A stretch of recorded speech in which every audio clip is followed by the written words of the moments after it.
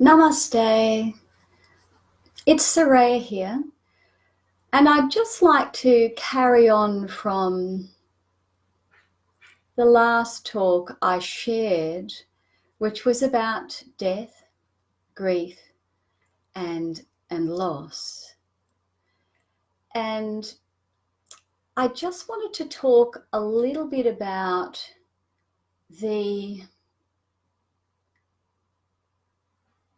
how we can feel with that grief and loss after someone we love passes, or perhaps a relationship which we've been invested in and very attached to ends.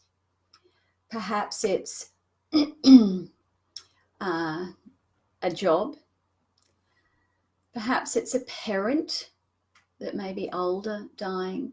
And sometimes, and often the most difficult, is when someone we love, particularly if they're young, dies suddenly and tragically, and they're ripped out of our lives. So many emotions can arise at this time. And there is no right or wrong way to grieve. Sometimes we can be numb and in complete disbelief. This can't be happening. I know I experienced that after my son died. Sometimes we can be angry and we can hit out in blame and disbelief. And we can become the victim. We can identify ourselves as the one who has lost and the victim of that ending. This is very common as well. Sometimes we can become depressed because we can't see a way forward. We don't know how to feel. There's so many mixed emotions passing through that we're completely overwhelmed. We're completely confused. And that can be very normal too. Sometimes we just want to run away. We want to hide in our pillow.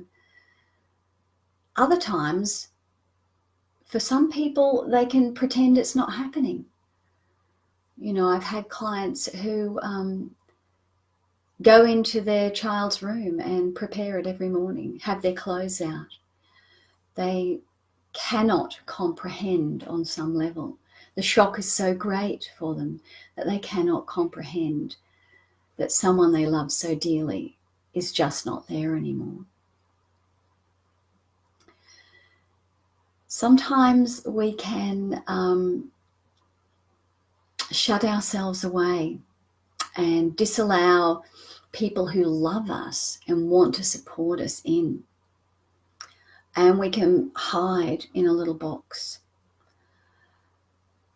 I understand that too. When my son died, when I got home, I pulled the curtains and I just said to Terry, I don't want to talk to anyone. I don't want to see anyone. I just need time alone. Because the shock was so great that this little brain couldn't comprehend it. My heart was broken and I couldn't comprehend that either. All of these responses are normal. Sometimes we shut down the feeling body because to feel the pain of loss would be so overwhelming that we wouldn't cope. So sometimes you might find that people are just acting completely normal, as if nothing's happened. And often people can be judged for that. Let me just say, at a time of death, grief, loss, ending, put judgment aside.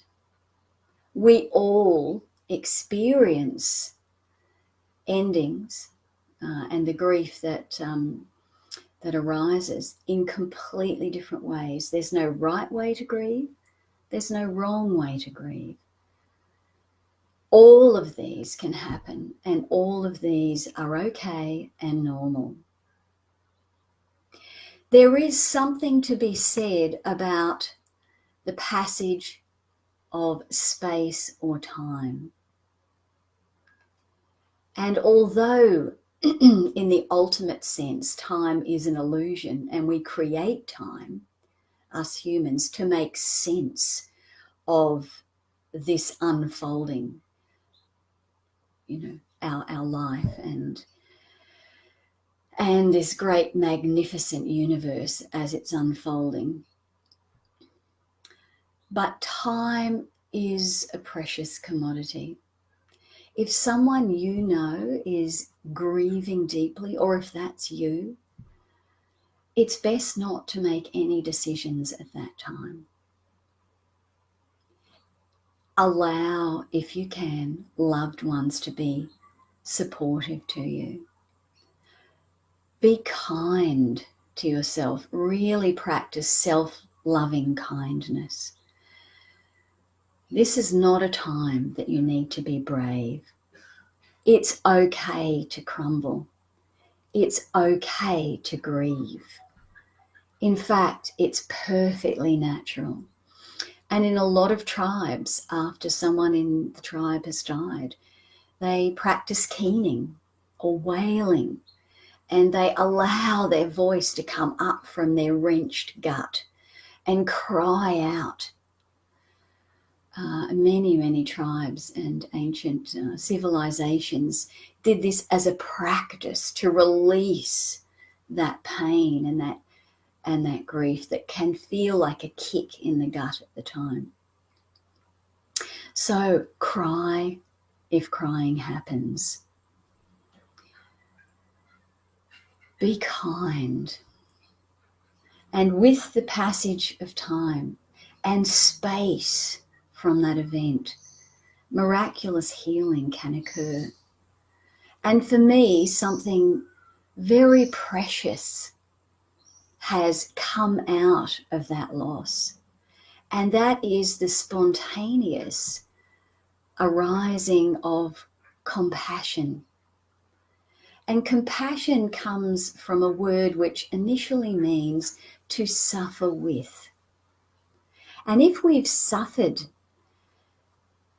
deep grief, loss, and pain in any way, that may be physical pain in the past, we've had that experience. We know how that feels.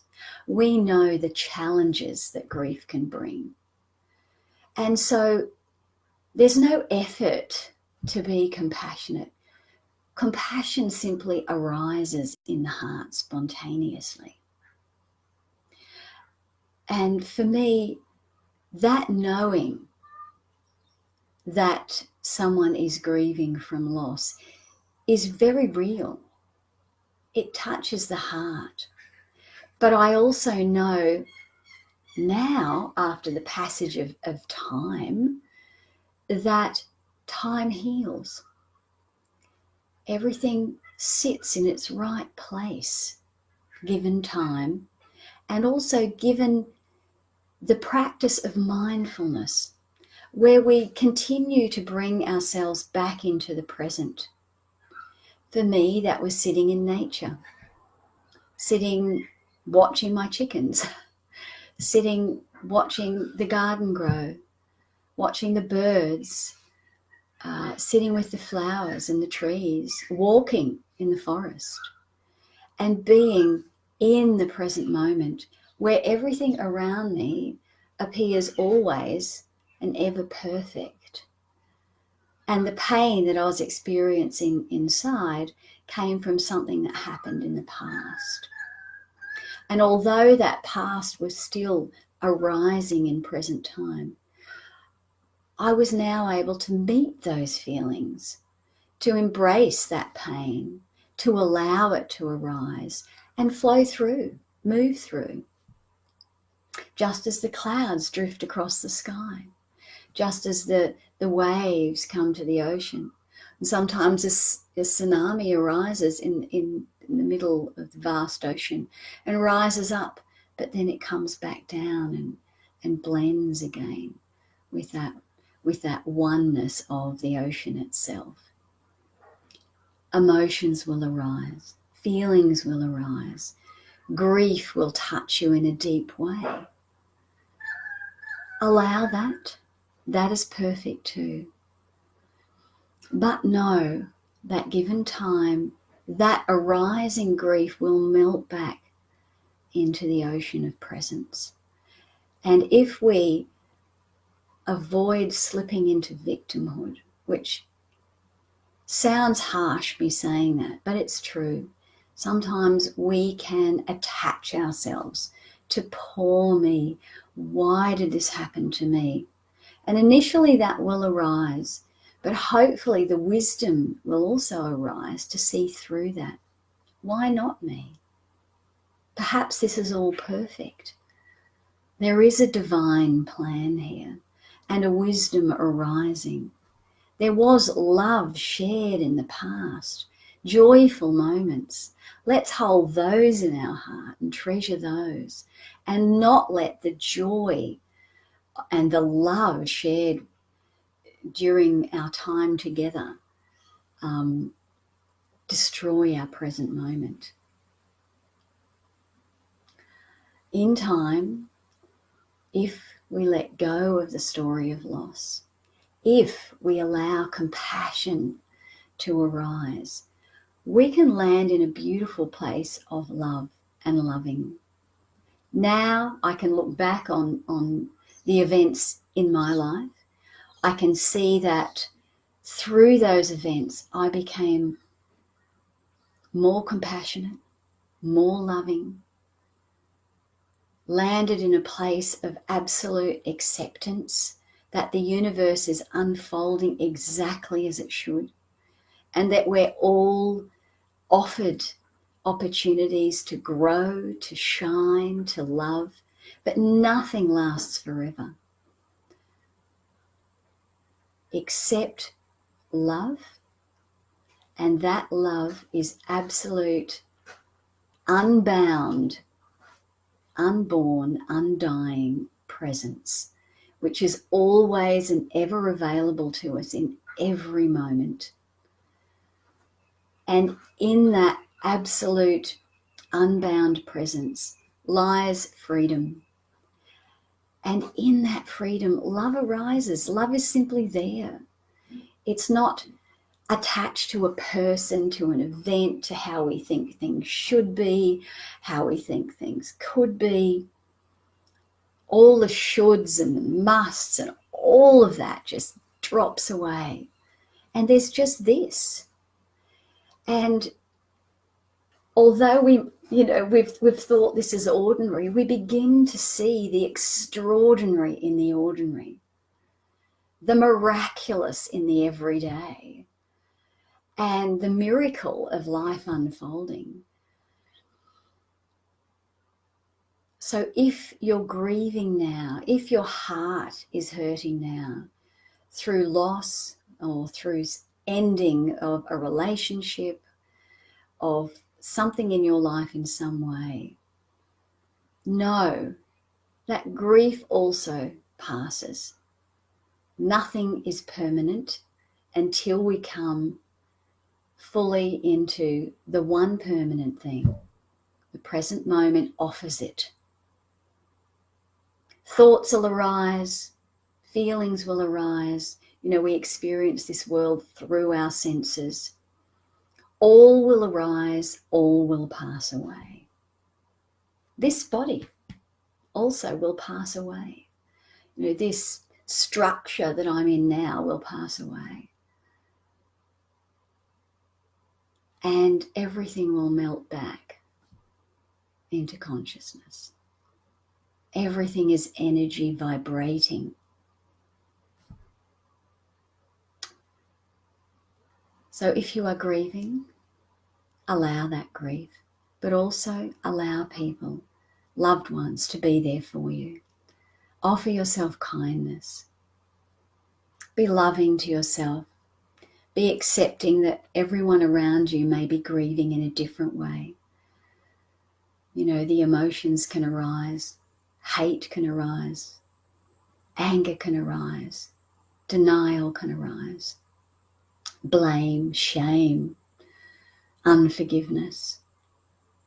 None of those things are permanent. Just let them come and go. Stay in your heart with kindness. Compassion will arise. Love will be born from that compassion. Let yourself drop into the present moment and be held by that universe of love. Namaste.